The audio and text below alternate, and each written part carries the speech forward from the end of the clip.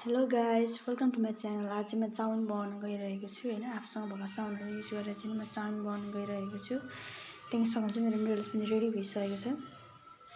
मैले चाहिँ यसमा क्याप्सिकम, गाजर, केराउ, प्याज, बन्दाकोपी युज गरेको छु। हजुरहरूले चाहिँ नि कसरी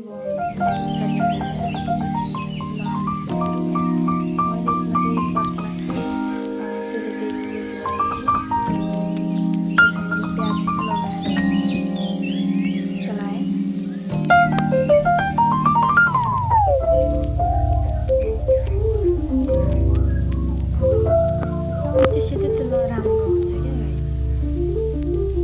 त्यस पछाडि अब यसमा मैले गाजर र केराउ एड गरेँ। यसलाई नि मजाले चलाउनुहोस्।